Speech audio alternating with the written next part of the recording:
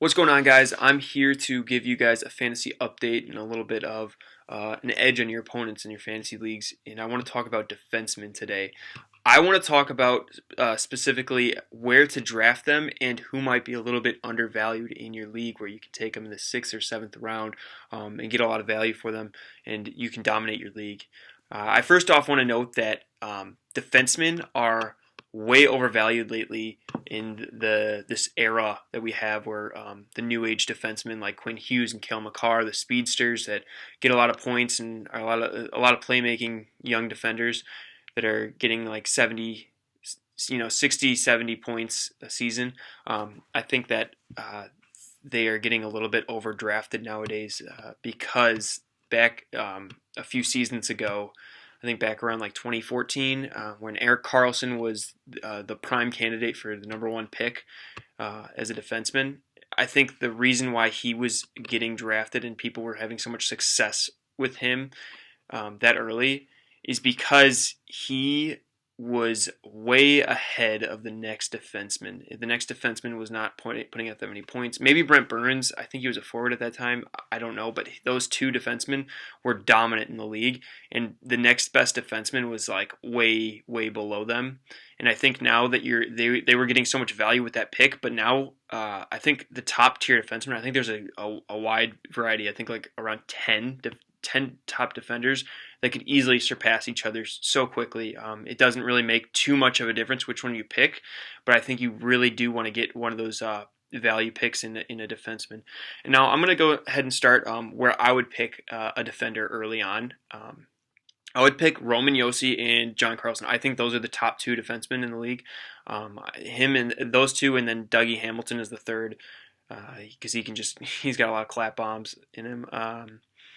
But I think that you could probably pick those guys in the later second round, maybe later third round. Actually, I don't know, but I would probably try and stack up your forward depth before you even look at the defenseman.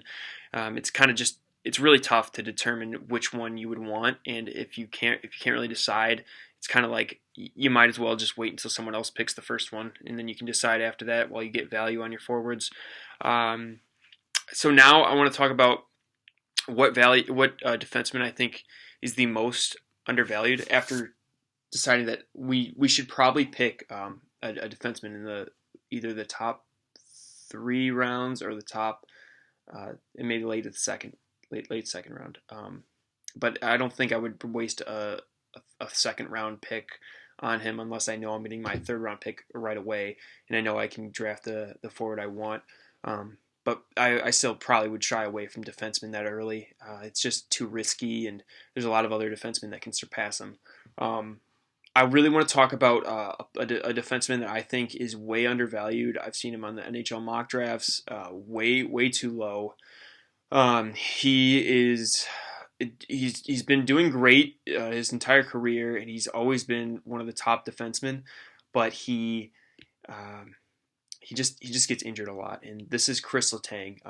I had him in one of my fantasy drafts, I think 2 seasons ago, and I had so much success with him. The only problem was when he wasn't playing, I was kind of at a disadvantage. But he can carry your defensive core to the playoffs, even though I don't think he's going to get drafted that early. I think you can, and I think he's going to get a lot of games subtracted from his total outcome.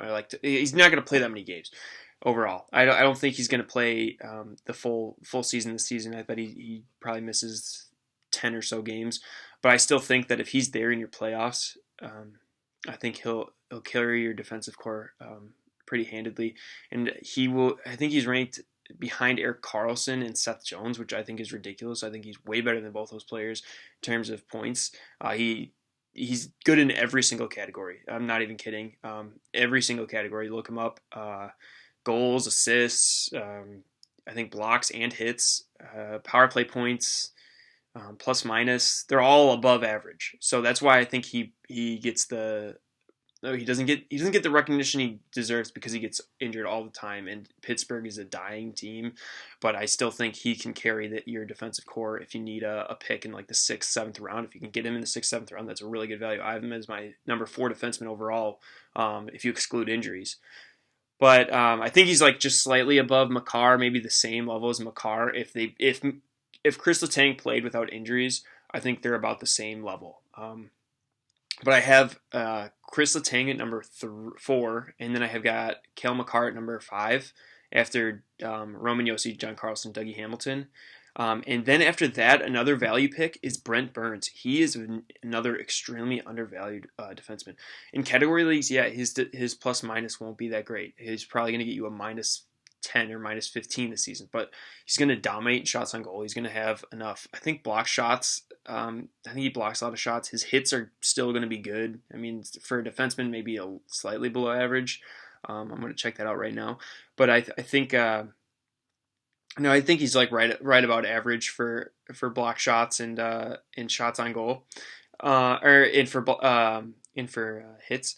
But I think you're just getting so much value with that pick. He's probably another 7th, 8th rounder. But I if people are smart in your league, they're probably going to pick him early, and no doubt. But if you gotta, I think in your league, in your draft, you got to monitor what position is getting overdrafted.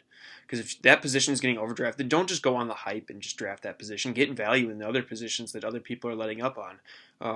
If they're overdrafting defensemen, if you can't get Chris Letang in the 6th round, you can probably get Jordan Binnington in the 6th round or something like that. That's something ridiculous. Another forward probably undervalued.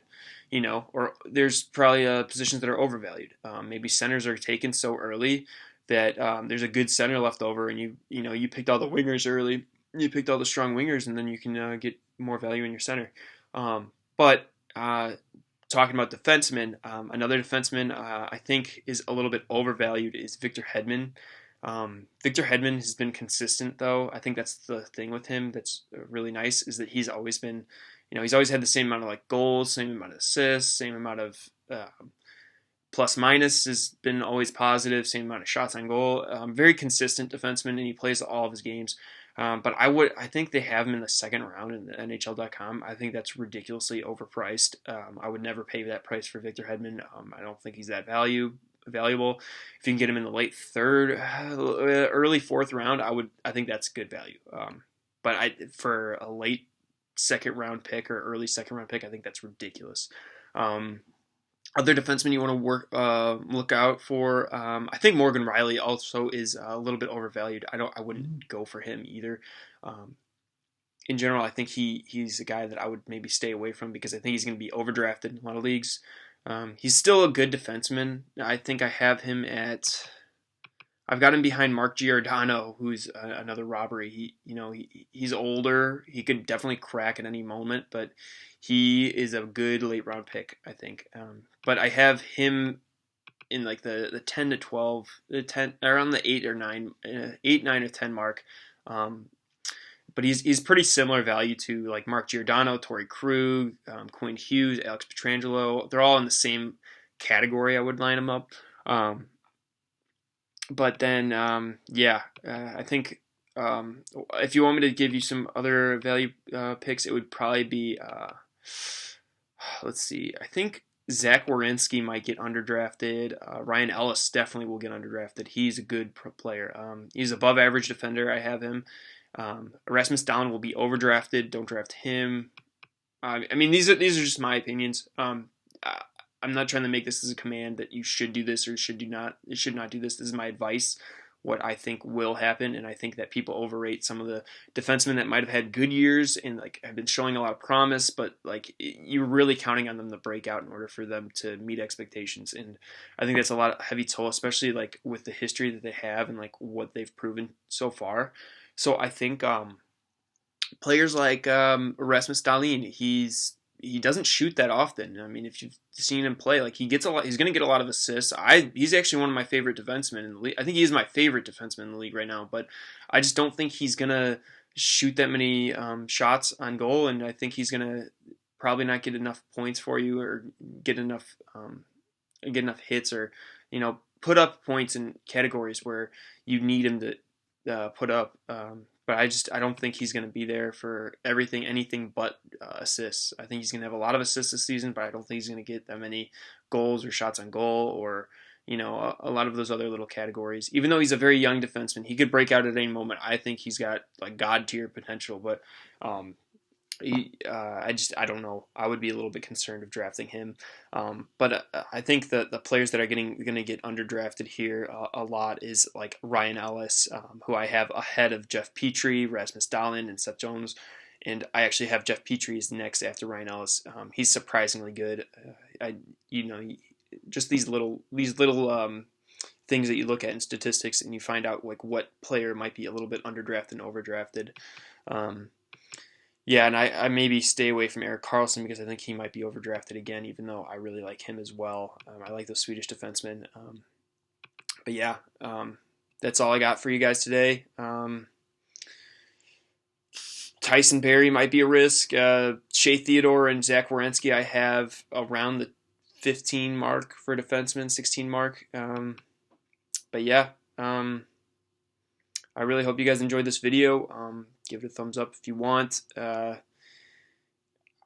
would if you guys want one more stay away defenseman, I would say is probably John Klingberg. I think he's been on the downtrend, and I think he might be overdrafted as well. But thank you guys for watching. I can upload my list if you guys want to. I've got all these defenders ranked in a fantasy Excel worksheet that I've been working on for a bit. I actually messed it up earlier. I kind of messed up all the data, but I did just manually put in my expectations for each player. For I think it was like the bottom, not the top tier players. They're all ranked based off of how they did in the seasons, but the other players I kind of manually did based off like their past history and what my expectations are for the season. But yeah, if you guys want me to post that, let me know. I can. Thank you for watching. Have a good day.